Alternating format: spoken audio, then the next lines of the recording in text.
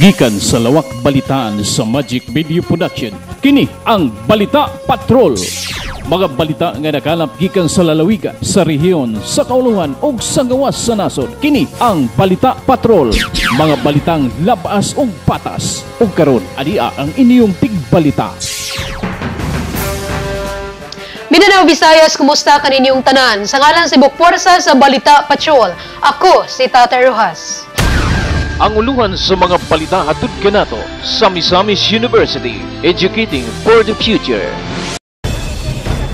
Og karon sa uluhan sa mga balita, Comelec nag-awhag sa mga kandidato og mga botante.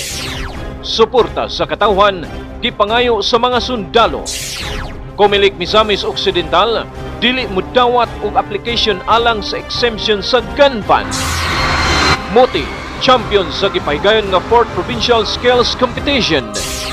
Board Member Roland Romero nanguna sa pag-recover sa usa ka nakaplagang motor sa Dimaluna.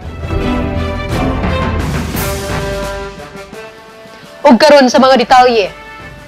Nag-awhag karon si Misamis Occidental Provincial Election Officer Attorney Cirelo Nala Jr. ngadto sa mga kandidato mga botante nga likayan na bisan unsa mga lihok nga mo'y makapahaling og kasamok sa umaabot nga eleksyon sa Mayo. Sa interview sa Balita Patrol, gipahayag ni Nala nga gikinahanglang magtinabangay ang tanan aron maangkon ang malinawon, kasaligan ug katuhuan nga eleksyon. Apan yang gipasabot nga makabuot lamang kini kun magtinabangay ang tanan. Giangko ni Nala nga pulos mga impluwensyadong tao ang sa pagkaron mo'y nag-atbang sa politika. Walang lugar iahog sa mga nagkandidato na. Kaya nakita na ako karon sa bago pa ko din sa Misamis Occidental. Ito pang September 3 ako nagsugod, nakita ko nga mga dagko gini nga mga tao nga mga incumbents nga nagpapili gutro. Ang uban lain niya sa nga elective public office sa ang ilang gidaganan. So ako lang hayo kanila nga kami sa Comelec ang amo mga yung mga panlantaw, ang amo mga yung inon ta lugar gusto mahitabo sa eleksyon nga kinahanglan malinaon nga walay kubot, hapsay o credible nga matuhuan gayon ang resulta sa eleksyon nga mauwi ka na ang lugar true voice of the people, no? Majority of the people sa Misamis Occidental. Sa laing bahin, kampanya sa national candidate sugdan sa Pebrero 9 sunod tuig. Alang sa detalye, nagpatrol si Johnny Tumi.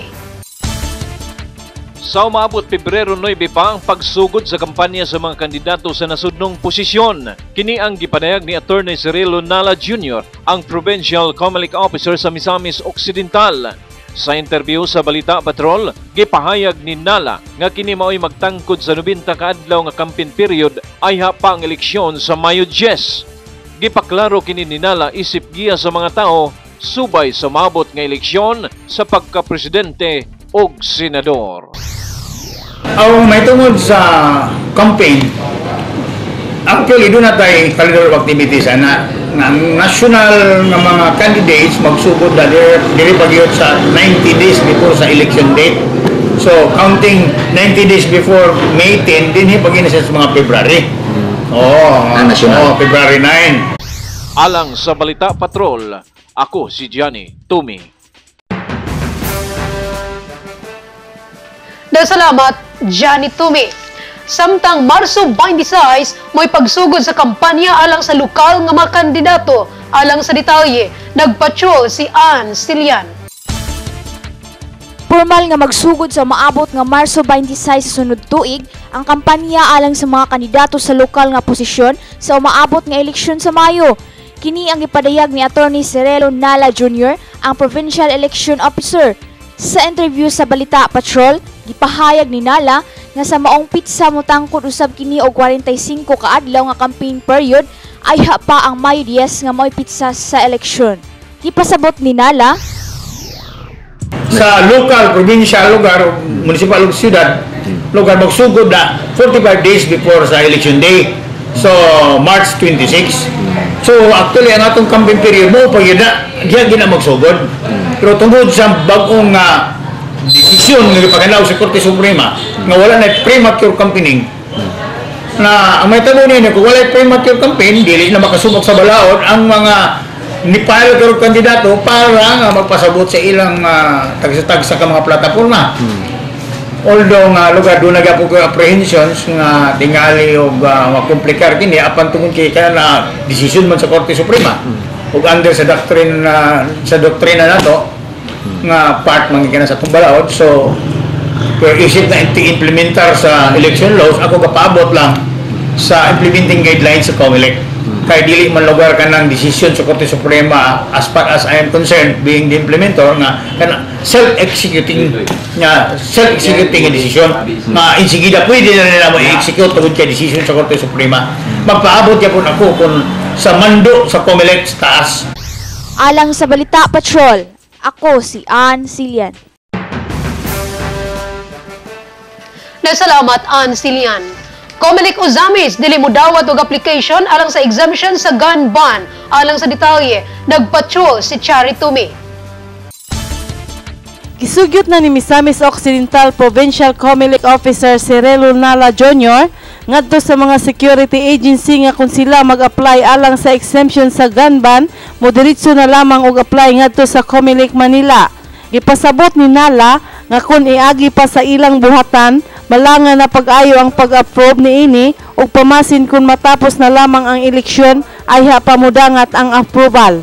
Nasayran nga human sa Enero 9, ipatuman na ang COMELEC gun ban, busadak po na ang sikinsa man nga magdala og armas gawas lamang sa mga pulis ug sundalo nga naka-uniforme ug anaa sa ilang area of responsibility. Ang gun ban is nakadalo naman ta sa 2007 elections na kining gipang deputize na mga EAP, PNP, lugar kana sila mga COMELEC deputy mga napagawot sa election period ang gagamiton. Muna sila exempted kay ang among COMELEC resolution nagamando man nga sulong sila in military uniform sa area of responsibility nila, magkakaulakaw uli sa balay, wala na, hindi na kinahanglan ang exemption, gun ban exemption. Basta nga complete lang sila silang uniform, na ilang nameplate, na ilang tanan, na prescribed lugar. Alang sa Balita Patrol, ako si Chari Tommy. Nasalamat Chari Tumi.